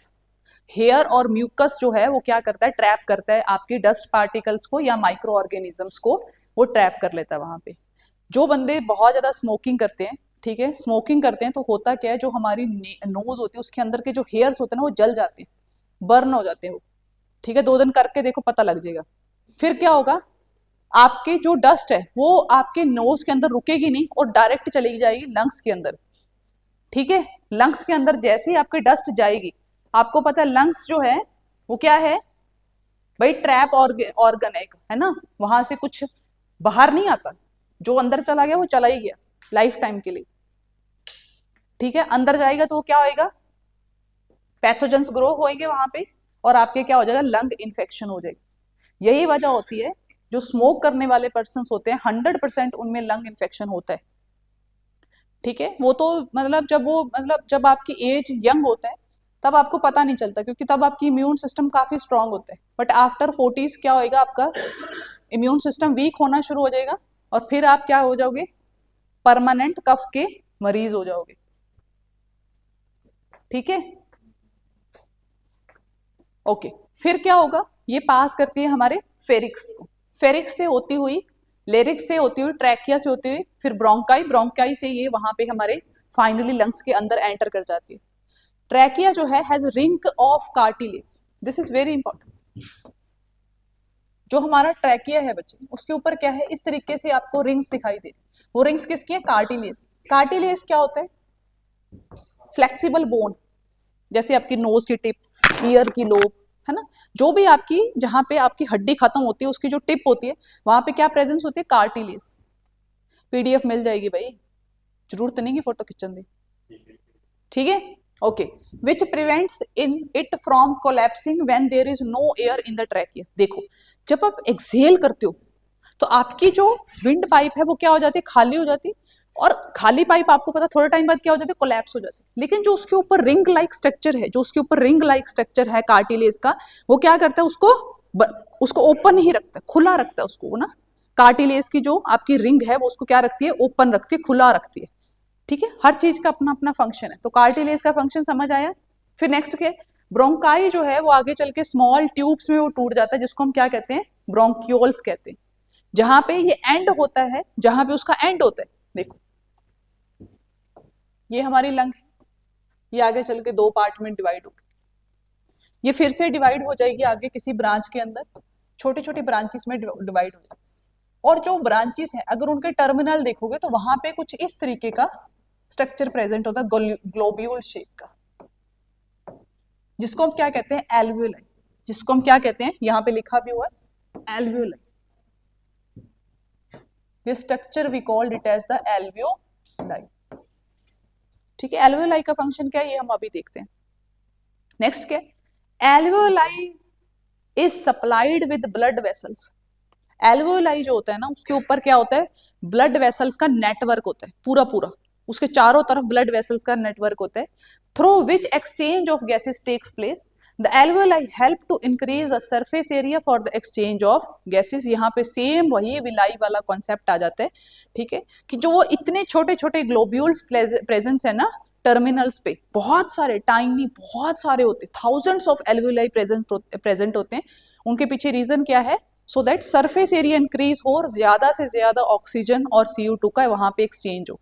ठीक है, अभी हम समझते हैं कैसे होता है। ठीक है, तो जब हमने द सेल और टिश्यू वाला चैप्टर पढ़ा था तब हमने कॉन्सेप्ट पढ़ा था दैट वी कॉल्ड डिफ्यूजन, याद है? तो आशु जी आप बताइए व्हाट इज डिफ्यूजन।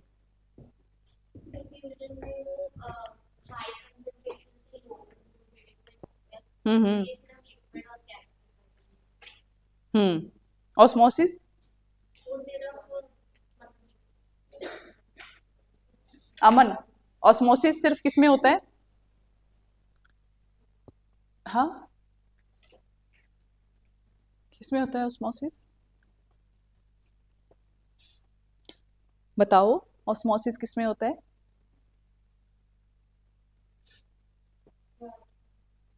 आप बताओ।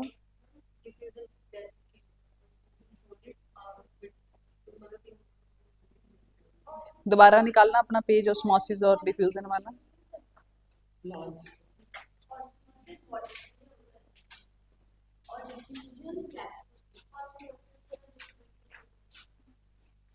हाँ जी, ऑस्मोसिस जो है वो सिर्फ और सिर्फ लिक्विड के केस में होता है, और डिफ्यूजन किसी भी चीज में हो सकता है, तीनों में हो सकते हैं।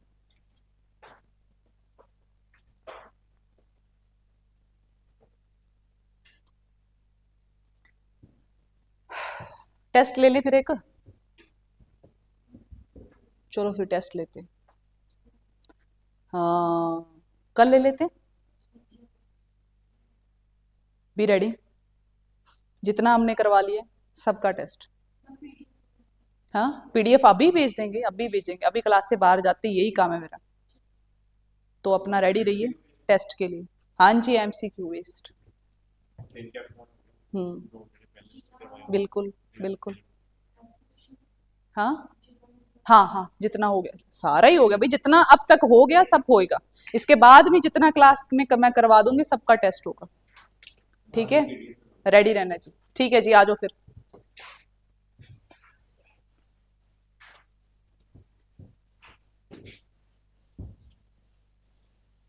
अब क्या है, यहाँ पे नेटवर्क के थ्रू हो जाएगा। अब हम एक स्लाइड ले लेते हैं यहाँ पे, देखो जी। एक टर्म पढ़ी थी हमने, डिफ्यूजन।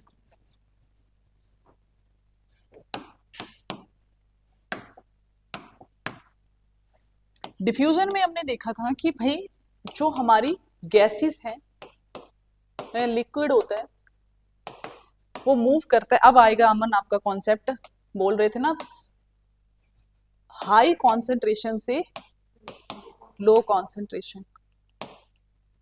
हाँ जी अमन चौधरी, अब लगेगा आपका हाई प्रेशर और लो प्रेशर वाला कॉन्सेप्ट यहाँ पे। तो देखो, जो हमारा एल्वेओलाई, अगर उसका आप स्ट्रक्चर देखोगे तो उसका स्ट्रक्चर होता है कुछ इस तरीके का। उसको हम थोड़ा लार्ज फॉर्म में देखते हैं। अब जो इसके मेम्ब्रेन है स्टूडेंट, ये होती है बहुत ही ज्यादा थिन। ठीक है, आपकी बॉडी के अंदर दो तरीके की ब्लड वेसल्स होती हैं, एक होती है आर्टरी और एक होती है वेन। ठीक है, इनका कुछ डायमीटर है, कुछ थिकनेस है, ये हम आगे देखेंगे। आर्टरीज और वेन्स जो है ना, वो आगे चल के फिर से बहुत ही छोटी छोटी थिन, मतलब पाइप में डिवाइड हो जाती है। मतलब ये क्या है, एक तरीके की वेसल है भाई, पाइप की तरह लगा लो, एक मोटी पाइप है। जैसे आप मोटी पाइप के साथ क्या करते हो, कई बार बहुत छोटी छोटी पाइपें जोड़ के उसके साथ एक ब्रांच सी बना लेते हो पानी फैलाने के लिए, करते हो ना, ऐसा करते हैं, बिल्कुल करते हैं। बिल्कुल वैसे ये जो ब्लड वेसल है, ये आगे टूट जाती है बहुत ही छोटी छोटी, किसके अंदर, वेसल्स के अंदर टूट जाती है, जिसको हम कहते हैं कैपिलरीज। आगे आएगा कैपिलरीज, कैपिलरीज। ठीक है, अब ये जो कैपिलरीज हैं, ये जो कैपिलरीज हैं, इसकी वॉल में क्या होती है, जो इसके सेल मेम्ब्रेन है, जो ब्लड वेसल की आपकी जो मेम्ब्रेन है साइडों वाली, आउटर मेम्ब्रेन है, वो भी बहुत क्या होती है, थिन होती, बहुत ही ज्यादा थिन होती। अब वापस से एल्वेओलाई के ऊपर आओ। ये जो एल्वेओलाई है, इसके ऊपर क्या होता है, कैपिलरीज का नेटवर्क बना होता है। मतलब कि ऐसी है कि जैसे ये एक बॉल है, इसके ऊपर बहुत सारी लेयरिंग होगी किसकी, कैपिलरीज की। ठीक है, कैपिलरीज की लेयर होगी। ठीक है, अब यहां पे क्या है, यहां पे क्या है स्टूडेंट, दोबारा से देखो। ये एक थिन मेम्ब्रेन है किसकी, हमारी कैपिलरी की, और ये हमारा है एल्वेओलाई की थिन मेम्ब्रेन। आप यहां देखोगे कि भाई एक मेम्ब्रेन दूसरी मेम्ब्रेन के साथ बिल्कुल ऐसे अटैच है, मतलब कि दो थिन मेम्ब्रेन आपस में बिल्कुल क्या है, एक दूसरे के बिल्कुल क्लोज है, एक दूसरे के साथ चिपटी हुई है। जब हम ब्रीथ इन करते हैं, इनहेल करते हैं, तो इसके अंदर आके क्या फिल हो जाती है, O2, ऑक्सीजन। यहां पे ऑक्सीजन का कॉन्सेंट्रेशन कैसा हो जाएगा स्टूडेंट, हाई। बट जो हमारी कैपिलरीज है, ब्लड वेसल, उसमें ऑक्सीजन नहीं है। तो ऑक्सीजन गैस जो है वो इस थिन मेम्ब्रेन को पार करती हुई through the method of diffusion, diffusion क्या था, high concentration to low concentration by using membrane, ठीक है। तो ये इसके अंदर आ जाएगी, इसके अंदर ब्लड वेसल के अंदर आ जाएगी, और यहां से ये जाएगी हमारे हार्ट की तरफ। कल हम टॉपिक करेंगे हार्ट, तब समझ आ जाएगा अच्छे से, ठीक है, क्लियर है। अब वहीं पे एक और टाइप की जो कैपिलरी, मैंने अभी अभी बताया कि भाई दो तरीके की ब्लड वेसल्स होती है, एक होती है हमारी आर्टरी और एक होती है वेन। जो वेन होती है वो डीऑक्सीजनेटेड ब्लड कैरी करती है, मतलब कि CO2 वाला ब्लड कैरी करती है, और जो आर्टरीज होती हैं स्टूडेंट वो कैरी करती हैं ऑक्सीजन वाला ब्लड। ये आगे फर्दर फिर से टूट गई, जैसे ये मान लो आर्टरी आ रही है, ये वापस से किस में टूट जाएगी, छोटी छोटी कैपिलरीज में टूट जाएगी, और वेन जो है ये भी छोटे छोटे कैपिलरीज में टूट जाएगी। यहां जो एल्वेओलाई है इसके ऊपर दोनों टाइप की कैपिलरीज प्रेजेंस हैं, ऑक्सीजन वाली भी और CO2 वाली। ऑक्सीजन वाली जो कैपिलरीज है वो ऑक्सीजन को रिसीव करेंगी, ऑक्सीजन को रिसीव करेंगी क्योंकि उनके अंदर ऑक्सीजन क्या है, कम है। और जो हमारी CO2 वाली है, CO2 वाली कैपिलरीज है, अब उनके अंदर क्या है स्टूडेंट, CO2 ज्यादा है, CO2 की कॉन्सेंट्रेशन ज्यादा है, तो CO2 जो है वो अब क्या करेगी, एल्वेओलाई के अंदर एंटर कर जाएगी।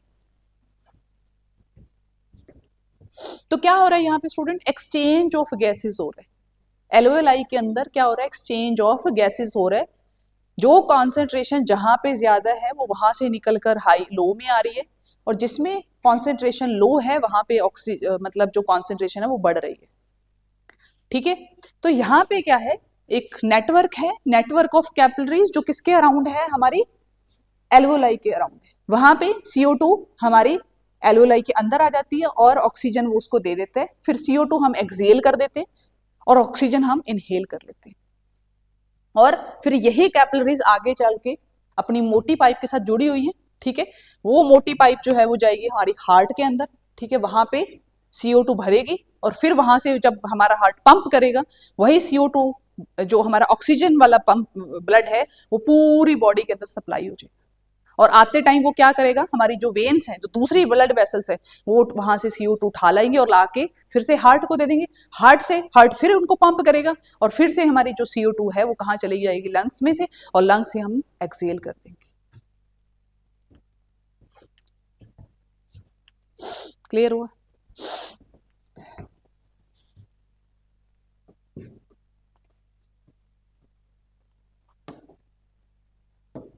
रीड प्लीज, रीड करो।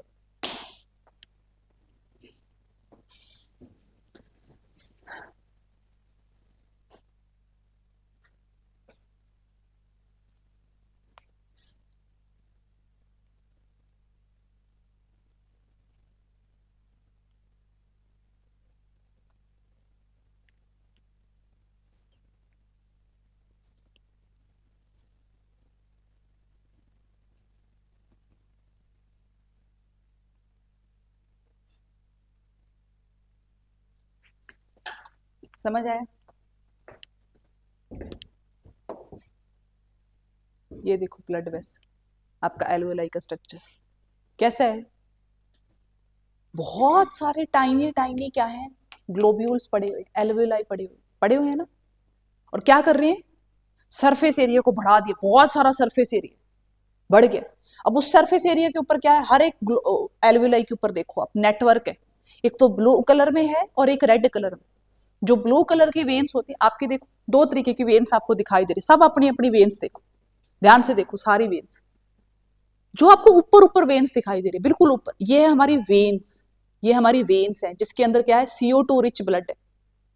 और अगर आप ध्यान से फिर आगे आप अपनी पतली स्किन पे देखो ध्यान से, जहां पे पतली स्किन है वहां पे आप देखो कि आपको ऊपर कोई वेन नहीं दिख रही, ऐसा लग रहा है थोड़ी सी डीप वेन है, अंदर की तरफ वेन है। आपकी ये वाली साइड देखो, यहाँ पे ऊपर नहीं दिखाई देगी, हाथ हैंड के ना, ये वाली चीज देखो आप। तो यहाँ पे अगर आप ध्यान से देखोगे यहाँ पे, तो आप देखो यहाँ पे आपको ग्रीन ग्रीन कलर दिखाई दे रहा है, लेकिन यहाँ पे ऊपर कोई वे नहीं दिख रही, ऐसा लग रहा है नीचे कोई जाल है, थोड़ा डीप में। जो आपकी डीप वाली जो आपकी ब्लड वेसल्स होती है that is arteries, that is arteries. जो आपको ऊपर ऊपर आपको दिख रही हैं ये blue blue green green colour की, दीज आर वेन्स, जिनके अंदर क्या है, CO2 वाला ब्लड है, कार्बन डाइऑक्साइड डीऑक्सीजनेटेड ब्लड है। लेकिन जो बिल्कुल अंदर जो डेप्थ में आपको दिखाई दे रही है, लेकिन ऊपर से दिखाई नहीं दे रही, ऐसा लग रहा है यहाँ पे ग्रीन ग्रीन कुछ है। तो ये जो अंदर वाली जो है थोड़ी सी डीप जो हमारे वेन्स ब्लड वेसल्स होती है, that is arteries, that is arteries. तो आर्टरीज के अंदर क्या है, हमारा ऑक्सीजन वाला ब्लड है जो हर एक सेल तक ऑक्सीजन लेके जा रही है, और जो हमारी वेन्स है वो क्या कर रही है, CO2 हर सेल से लाके हार्ट को दे रही है। देखो वो हमारे मेलानिन की प्रोडक्शन पे होता है। आपके दो आपकी टोन होती है स्किन की, एक वार्म टोन होती है और एक कूल टोन होती है, ठीक है। कई बार क्या होता है, दो फेयर कलर वाले बंदे खड़े होते हैं, दो फेयर कलर वाले बंदे खड़े होते हैं, लेकिन आप देखो कि एक में थोड़ी सी आपको ऐसा लगेगा जैसे स्किन थोड़ी सी पेल येलो कलर की नजर आ रही है, बट एक में दिखेगा कि नहीं इसकी स्किन थोड़ी सी रेडिश कलर की है। तो दोनों में क्या है, हमारे यहाँ पे टोन का फर्क है, ठीक है। तो ये जो हमारी ब्लड वेसल्स होती है ये दो तरीके मतलब कलर्स में आपको दिखाई देती हैं, ऑल दो कुछ खास फर्क नहीं होता, थोड़ा सा पर्पल कलर में दिखाई देती है या आपको ग्रीन टोन में दिखाई देती है, बट दोनों है ही, दोनों वेन्स हैं, ठीक है। और हम इसको साइंटिफिक जो हम इनको कलर दिए हो दैट इज ब्लू कलर, क्योंकि देखने में ब्लू ही दिखाई देती है आपको, ठीक है। जैसे मेरे को ग्रीन कलर की दिखाई देती है मेरी टोन ना, हाँ। तो देखो, तो ब्लू कलर की जो वेन्स होती है वो रिप्रेजेंट करती है बच्चे हमारे CO2 को, CO2 को, और जो रेड वाली होती हैं arteries that represent our oxygenated blood. देखो इसके ऊपर नेटवर्क बना हुआ, क्लियर हुआ, यस और नो? चलो फिर आगे चलते हैं। फिर से स्ट्रक्चर दे रखा अच्छे से, ढंग वाला, बढ़िया वाला, देख लीजिए ध्यान से।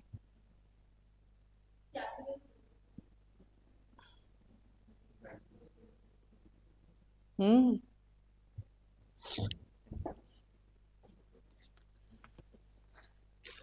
देखो एक मैंने लिख भी रखा है, स्क्योमस एपिथेलियल टिश्यू। क्या बना रहा है, क्या बना रहा है स्क्योमस एपिथेलियल टिश्यू? एल्वेओलाई के ऊपर वाला कवर बना रहा है, मेम्ब्रेन। मैंने क्या बोला था कि जो स्क्योमस एपिथेलियल जो टिश्यू होता है वो क्या करता है, आउटर कवरेज करता है, या तो आपकी इनर ऑर्गन्स की या फिर आपकी जो स्किन है that is also epithelial tissue. तो देखो आप आउटर कवरेज बना रहा है किसकी, एल्वेओलाई की। अब जैसे मान लो अगर आपको पेपर में एल्वेओलाई ना लिख के कुछ और लिखा हुआ है और उसकी आउटर कवरेज है ना, आपसे पूछ ले भी बताओ इस ऑर्गन की, आइडेंटिफाई करो ये ऑर्गन को और बताओ कि इसके ऊपर की आउटर कवरेज का में कौन सा टिश्यू लगा हुआ, तो आपको पता होना चाहिए कि दैट आउटर कवरेज जो है वो हमेशा एपिथेलियल टिश्यू से बनती है। तो आप वहां पे जो करेक्ट आंसर करोगे वो एपिथेलियल टिश्यू का करोगे, ठीक है। हर चीज मैं पढ़ाऊं ये जरूरी नहीं है, ठीक है।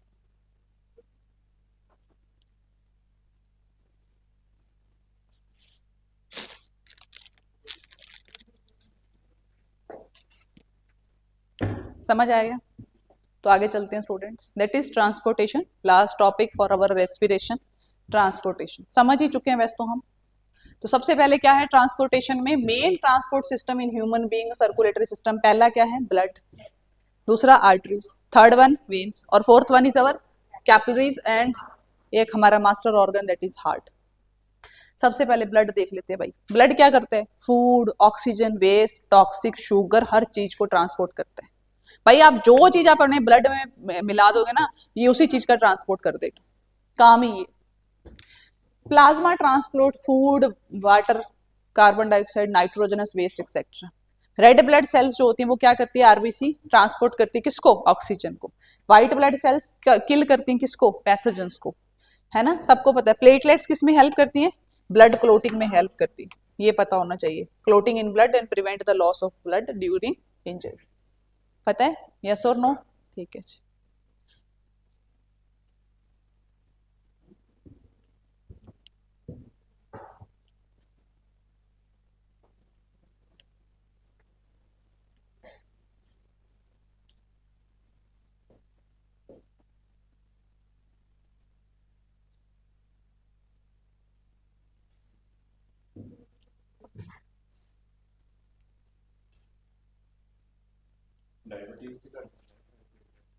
हाँ नहीं, प्लेटलेट्स कम नहीं होती बच्चे, क्लोटिंग बन होनी कम हो जाती है।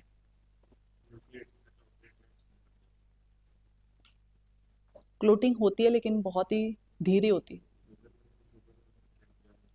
ब्लड में शुगर का लेवल हाई है ना, किसी भी चीज का एक्सेस अमाउंट में आपकी बॉडी में या दिमाग में होना वो नुकसान ही करता है आपको।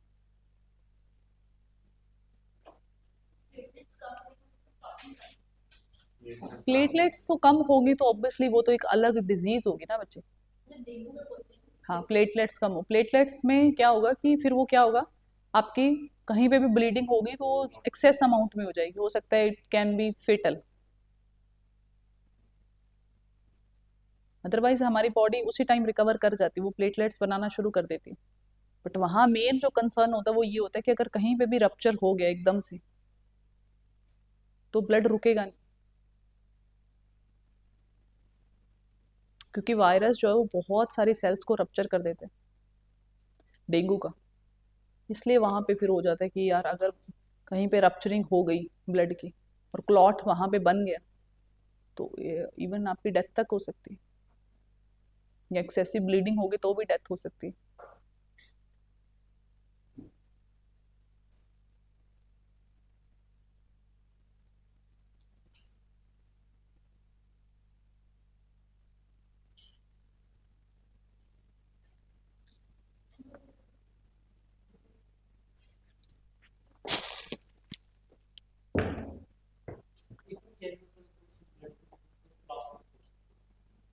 यस, हमारे ब्लड के अंदर एक मैट्रिक्स, जेल लाइक मैट्रिक्स होता है दैट वी कॉल प्लाज्मा। उसी के अंदर हमारी रेड ब्लड सेल, प्लेटलेट सब कुछ घुली होती है। ये मैंने पहले भी एक बार लेक्चर में बताया हुआ है कि जब अगर हम आप ब्लड को सेंट्रीफ्यूग करते हैं तो जो हमारा टेस्ट ट्यूब होती है उसमें हमें दो पार्ट्स दिखाई देते हैं। एक दिखाई देते हैं हमें, एक दिखाई देगा नीचे, इसमें सारी सेल्स नीचे बैठ जाएंगी, और ऊपर हमें एक येलोइश कलर का पार्ट दिखाई देता है, फ्लूइड दिखाई देता है, that we called plasma. Plasma एक मैट्रिक्स है, जेली लाइक मटेरियल है, जिसके अंदर हमारी सारी टाइप की सेल्स घुली हुई है, और उस घुले हुए लिक्विड को हम ब्लड कह रहे हैं। हाँ, नहीं ऐसा नहीं होता प्लाज्मा चढ़ जाए, नहीं नहीं नहीं, प्लाज्मा नहीं चढ़ते हैं, ब्लड ही चढ़ते हैं, प्लाज्मा क्यों चढ़ेगा।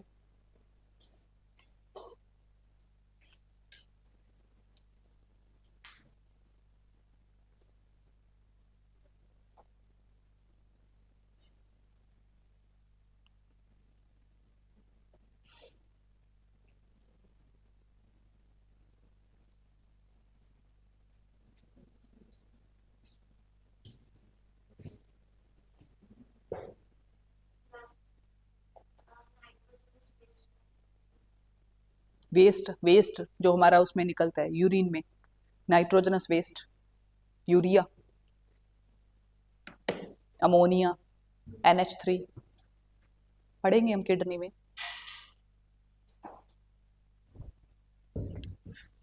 चलते हैं स्टूडेंट्स आगे, आर्टरीज पढ़ लीजिए, क्या कैरी करती हैं, pure blood, veins impure blood to the heart, capillaries बहुत ही नैरो ब्लड वेसल्स होती हैं जो आर्टरीज और वेन्स को क्या करती हैं, कनेक्ट करती हैं आपस में।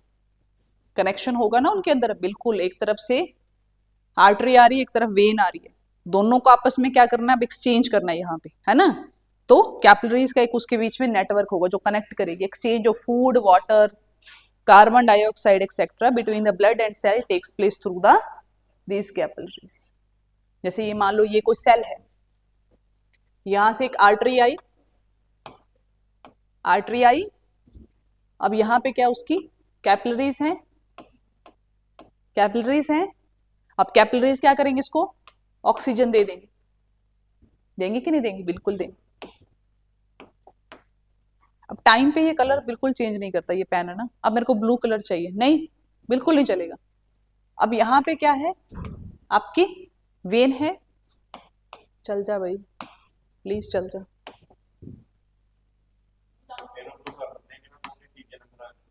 लॉन्ग प्रेस करना पड़ता है इसको ऐसे, तो सारे ब्लू हो गए।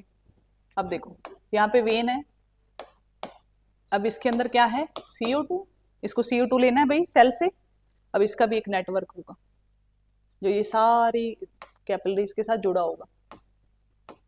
अब क्या होगा, सेल में से जो भी CO2 निकलेगा वो आगे इनके अंदर आ जाएगा और यहाँ से CO2 जो है वो हमारा मेन वेन के अंदर चला जाएगा, ये जाएगा हमारी हार्ट के पास लेके, ये हार्ट से लेके आएगी और वो हार्ट को देने जाएगा।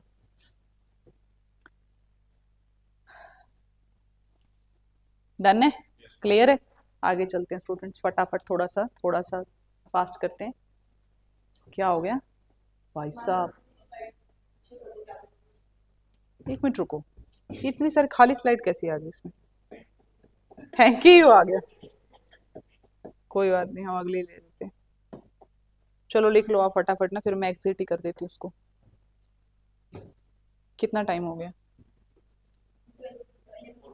आई थिंक सो हमें लेक्चर ओवर करना पड़ेगा क्योंकि हमारा आगे भी है, 9:47 हो गए, 11:47। हाँ, MCQ हम करेंगे एक बार, एक एक्सक्रीटरी और हो जाए फिर कर लेंगे इकट्ठी। MCQ करने हैं, टेस्ट ही ले लेते हैं डायरेक्ट, उसमें ही कर दो, जो सॉल्व नहीं होगा वो यहाँ कर लेंगे।